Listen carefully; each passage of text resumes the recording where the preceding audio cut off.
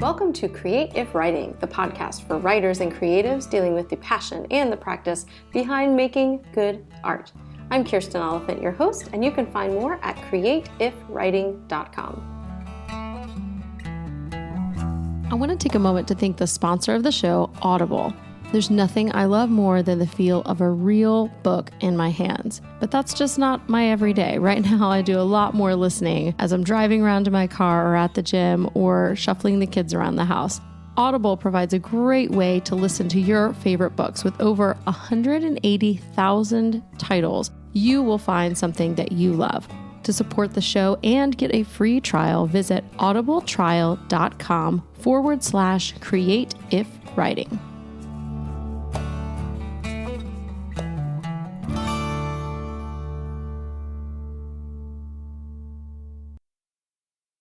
All right, on today's episode, we are talking with Holly Homer. Hey, Holly, how are you doing? I'm doing great. I'm so excited about this. This will be fun.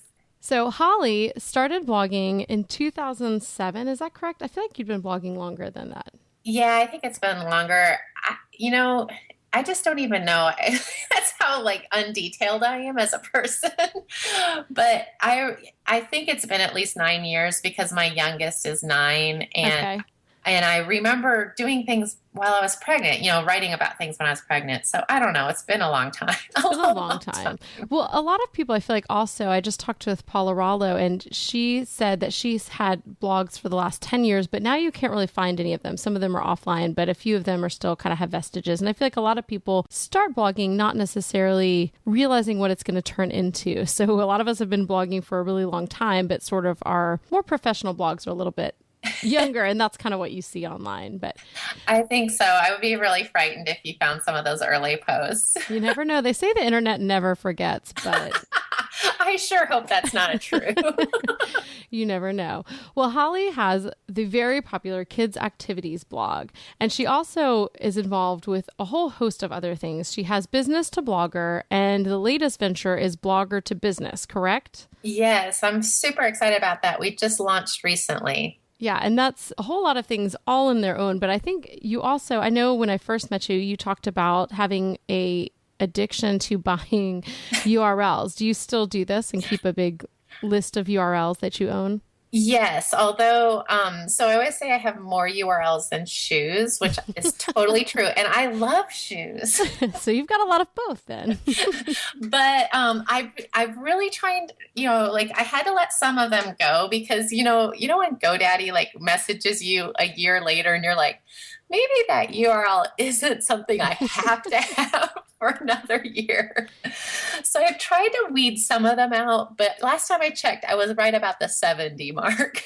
Wow, that's kind of a lot. I've started collecting a few, but I have 5. And so that's reasonable. I would go with that. It is. Now, I probably won't get more than I've got 2 active websites. I don't know that I'll get more than that. And I bought a few for my husband because I had an idea for a YouTube channel for him, but I can't get him on board and it really won't work without him. So I know. If only they would listen to us. They're there. But I had this idea while we were talking that maybe there should be a course sort of like the equivalent of the Fly Lady for internet and digital stuff. If you haven't used your domain in a year, you should probably get rid of it. Exactly. Clutter control. Yes. So helpful tips for people in the digital age. So Holly, you have been, I would say Kids Activities blog has been, it seems, your main passion for the last number of years. Is that where you spend most of your time, or do you kind of split your time equally between all the different things that you do? Yes. In fact, I think I'm just a blogger at heart. That's what I love to do. And I love teaching people about what I learn. And that's kind of the key is I make mistakes until I figure it out. And then I like to show other people. And that, I don't know, it's really a fun system that I've kind of fallen into. But one of the things that I really love is just how you can literally start with an idea and then a few years later, make a living off that idea from your living room. I mean, nowhere else in time is that even possible. It's so awesome. Yeah, I think that's something I've been seeing a lot of lately and has kind of opened my eyes. Like, I wish I'd been more intentional about these things from the beginning because I didn't really realize all the possibilities. And now I'm starting to see them. I'm thinking there are so many ways that you can make money or make an idea, like you said, into something much bigger than that. Whether it's about money or just, even platform or bringing people in and finding readers and an audience. But yeah, we're in a very interesting and unique age, I think. Yeah. And what I love about that also is that we can, it can be whatever you want it to be. Like if you have just a few minutes a day and you want it to be a hobby or just a kind of a creative outlet, or bring in a few $100s a month, like, for your family so that you can, pay for sports or something like that for your kids, or a full-time income. I mean, it's just a crazy opportunity time right now. It definitely is. Well, you've become something I feel like of an expert in the last year or two about growing Facebook, in a time when Facebook is making it very difficult to grow without paying them money.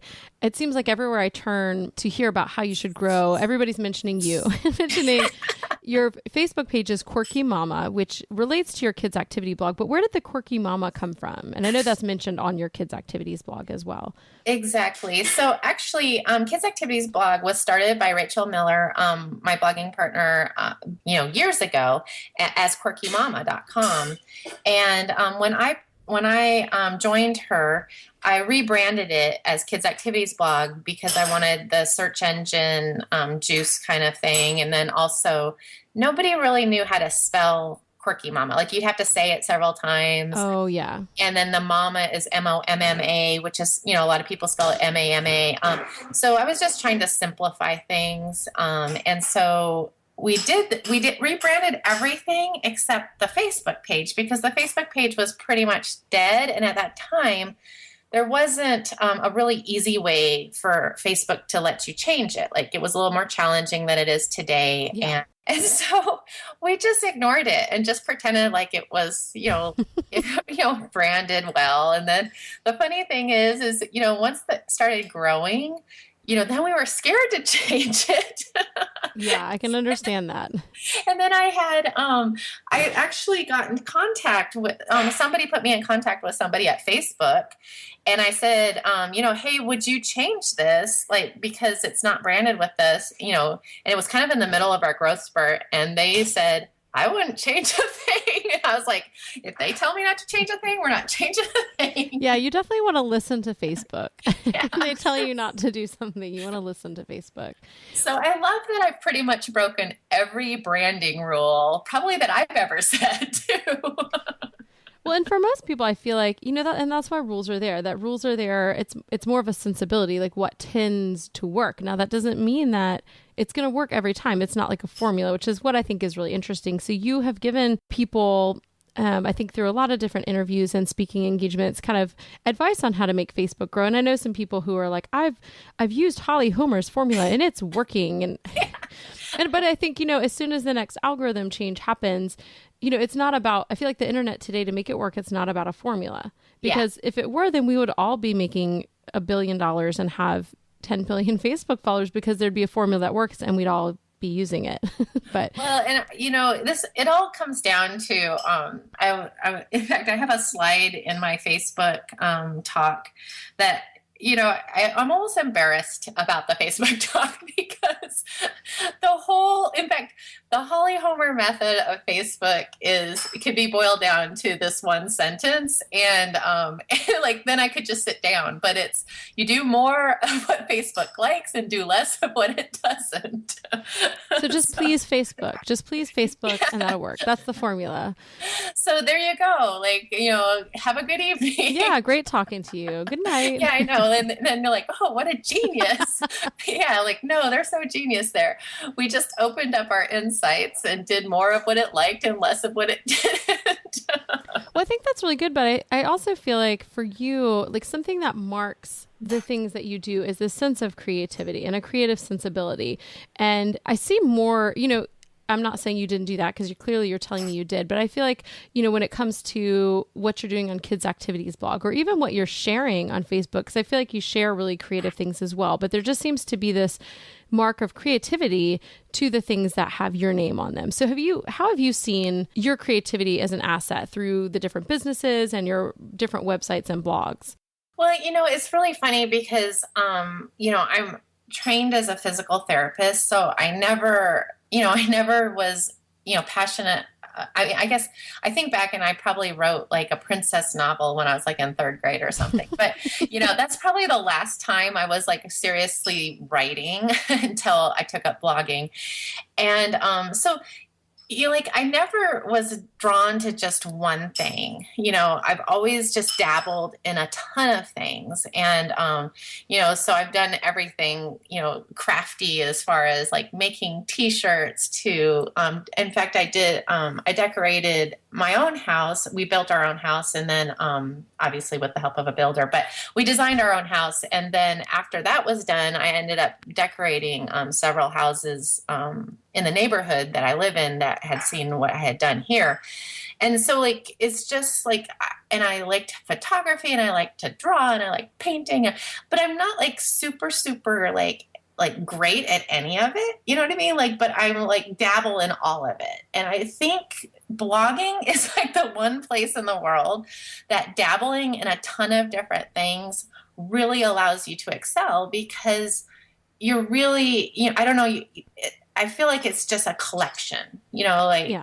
You're better off if you do have photography skills or if you can at least identify a good picture. You're better, there's just so much that you could put into it that all this little piddling, across the board has actually prepared me for. And then there's things that I just am terrible at, like cooking and creating meals for my family, but blogging doesn't really require that. So I'm good. You know what I mean? So it highlights my assets versus some of the other things. Well, that's good. And I think, maybe you need to make a new business card that's like Holly Homer piddles in a lot of things. I think that would really never commits to excelling in one field. But it keeps you, I feel like that a little bit myself. I have a lot of interests and sort of where I'm going. I'll have different seasons in my life where I'm doing a lot of painting or I'm doing a lot of writing about this. And so my blog is very lifestyle because this week I'm writing about this and the next week I'm writing about that. So, but that keeps my brain fired up. And that's sort of just, I think you have to find that space where you want to live and also what works for you. But I feel like you've kind of found that really good marriage. Yeah. And I started differently because I started, really writing about me and my, I have 3 boys and about raising, at that time, a baby and 2 toddler, a toddler and a preschooler and, just kind of looking at every day. And I loved those early beginning, those first few years of blogging and my blog at that, I started at June Cleaver Nirvana. And because I was living a very traditional life as a stay-at-home mom, but I just felt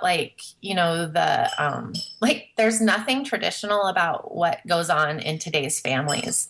Mm-hmm. I just feel like it's traditional, but yet it's so far from tradition. It's kind of a juxtaposition. But those days, there's just those really long days of dealing with, kind of the isolationist of being, a stay-at-home mom, caring for children, which, could be a 24-hour, some days is a 24-hour job, whether you're prepared with sleep or not. And what blogging and writing about it really helped me do is step back and kind of gain perspective in the moment. And I think that was such a gift, besides the fact of recording it, but being able to, when everything breaks loose and you just want to, crawl back into bed, you can actually step back and say, okay, how would I tell this story with a silver lining here, I don't know. It's just really, it was a gift to me during that really difficult time. And as the boys grew, so much of my life was no longer my story to tell. Like I felt like it was their story to tell. And so that's when I was really attracted to join Rachel at at what is now Kids Activities blog, because I'm not telling anyone's story. I really feel like we're embracing and supporting, those mom moments. Like, hey, you can be creative, but you don't have to buy anything. You have everything you need in your kitchen or in your kitchen junk drawer to, really sit down and spend a few minutes with your kids right now. And that's really what Kids Activities blog is all about. And so, I love what you said about, really creatively sharing on our Facebook page and stuff, because that's like, when you look at just that mission, like let's support the family by quality time with kids, whether it be activities or crafts or games or family movie night or family activities or just resources for parents to just really embrace this in, kind of a step back perspective kind of way, because those days are crazy sometimes. That's really what we want to not only publish on Kids Activities blog, but then promote on our Facebook page. And so many amazing articles out there on the internet written by you and other bloggers out there that it makes our job really easy. Well, I think something I really appreciate about your blog as well is, in this day and age of Pinterest, there's so many people writing about how difficult it is to mother now because there's all this pressure. And I think sometimes there is, I will run across a blog where it makes me feel bad about myself and my life because, right now I'm actually sitting on the floor of a very dirty bedroom, with my laptop up on a box that is from moving a year ago that hasn't quite made it to the attic yet. And so no pressure. Yeah. So you go on Pinterest and you can choose to be intimidated or not. And, there are days definitely where I need to not look at Pinterest. And then there's days where I need to go on and see pretty stuff to remember oh, that's what pretty life looks like. Today, that wasn't my life. But I feel like your Facebook page, what you share there, and also Kids Activities blog, it's very uplifting. There's somehow you guys get across a tone that is not at all, look at us, we're perfect, here's what we do. It's more, like you said, ideas and helping people embrace. It's very cheerful, from the colors to the fonts to everything else. I feel like there's a whole picture that you've created with all these different aspects of the blog that don't come across as, here's 10 more things that you haven't done today. Yeah, exactly. You're judgy. We're judging you. You haven't done this perfectly. Well, and what's so funny about that is, in fact, I just got back from Snap conference, which is, if anyone's ever been there, it is the craftiest bunch of people I've ever seen. And it's sewing classes. I literally sewed for the first time there. Oh, wow. Sewing classes and painting classes. And I was there to speak on social media, but there was a social media track, but then there was all these other tracks. And I'm out of my element there. I love all that stuff, but it's not what I can do on a daily basis. I will not spend a month doing a craft and then writing about it. That just is not me. And I think that's why Kids Activities has just really been such a good space for me, because it doesn't matter about what it looks like. The end product is so irrelevant in what we do. It's more about, hey, it's the process of sitting down with a child and having an experience, having an adventure. And a lot of times, when we're done, I'm trying to get that Pinterest photo of whatever we made. And I'm okay, step back. Remember what your mission is here. It's not about the end product. Yes, definitely. And, the funny thing is even though a lot of our stuff is super simple and kind of duct taped together, which I love, Pinterest has really embraced us, and Facebook definitely has. And so I think even the Pinterest moms are yearning for that, that quiet moment of making a little bit of messy Play-Doh on their kitchen deck and then not worrying about what it looks like afterwards. Yes. I want to pause right here in the middle of this because I want to point out something that Holly said that I really love. She's talking about doing kids' activities, but instead of talking about the end product, she talks about how the process is what matters. It's the experience and the adventure. And as she said that, and as I was listening back to it, I started thinking about whatever it is we're creating. I thought about what I'm creating specifically, what I'm doing in my life, whether it's my blogging or my writing or putting this podcast together, that it's not just about having a polished podcast. Because if I'm going to be honest with you, one of us had our Facebook open and there were some Facebook notifications going on during this recording. Very embarrassing. So if it's just about the end product, a little bit of a fail there on my part. But if it's about the process, if it's about having a conversation that inspires, if it's about sharing a conversation that inspires, whether or not there's some Facebook notifications coming in, it's about the experience. It's about the adventure. It's about embracing the creative process. So that's just one of the things that really stuck out to me that I wanted to actually pause in the middle and point that out. So next up, Holly and I talk about numbers and about formulas or the lack thereof. Back to Holly.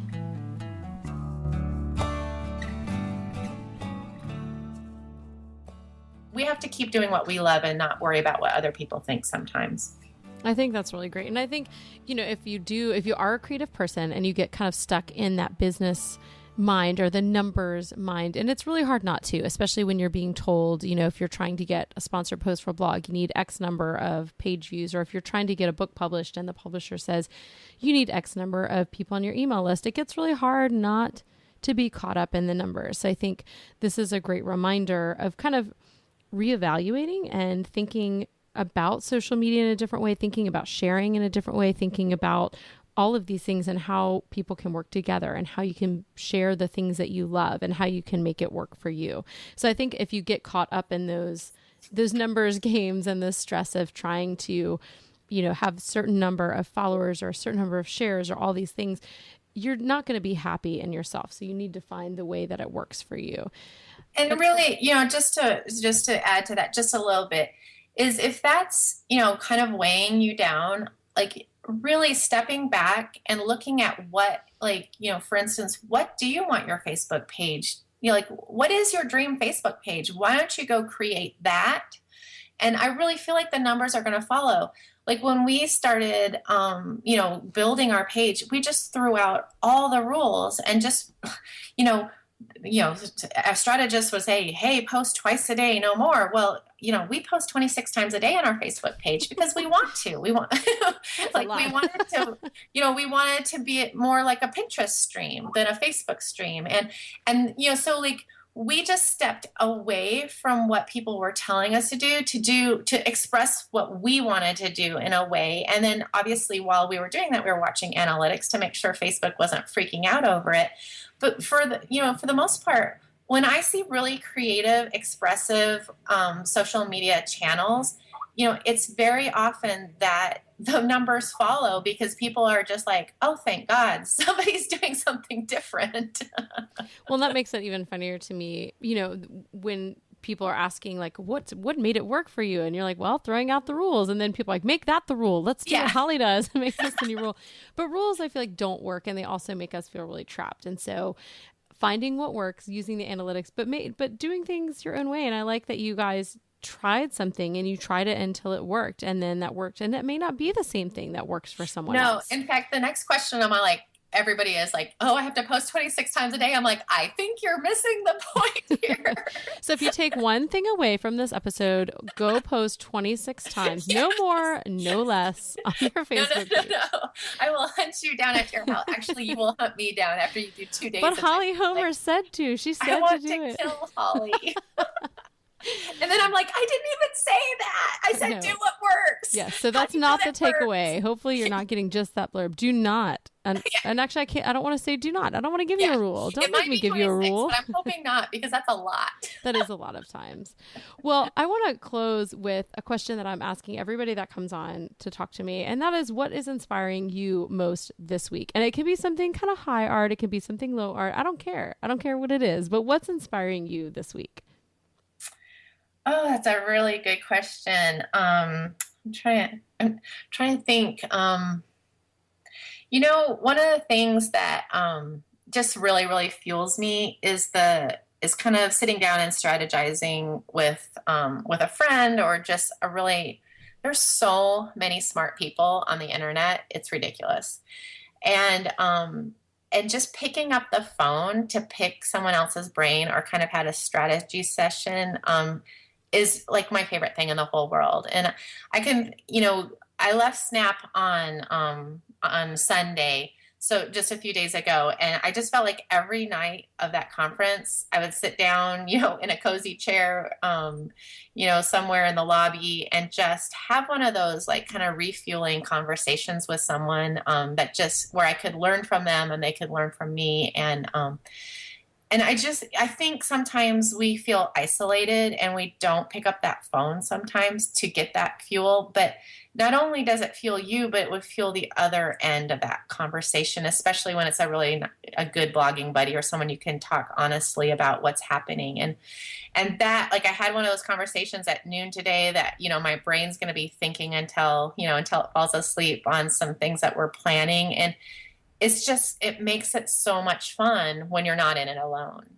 Yeah, I agree. And I feel like, this conversation has been that for me. And that's what I love about doing this podcast is I get to talk to all these people who have, different ideas and new ideas and getting to sort of bounce ideas off and hear what people are excited about and what they're doing in their spaces gets me excited to get back into my space. So now I just need like 24 more hours in the day to get into that space and do all those 26 things. times a day on your Facebook page. I know, right? I don't even know that. Wait, there aren't enough hours in the day for 26.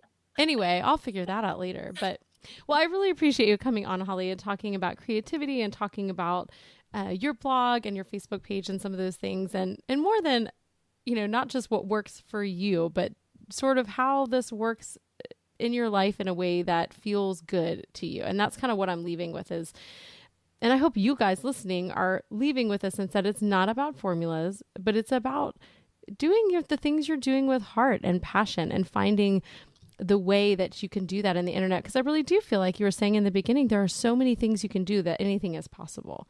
Absolutely. So thank you so much for coming by. And I'm sure we'll be talking to you again sometime. But until then, I'll be leaving links to all of your social media and all of your mini blogs. Not 70, though, because those are just owned, right? You don't have 70 blogs? No. Okay. They're not all live.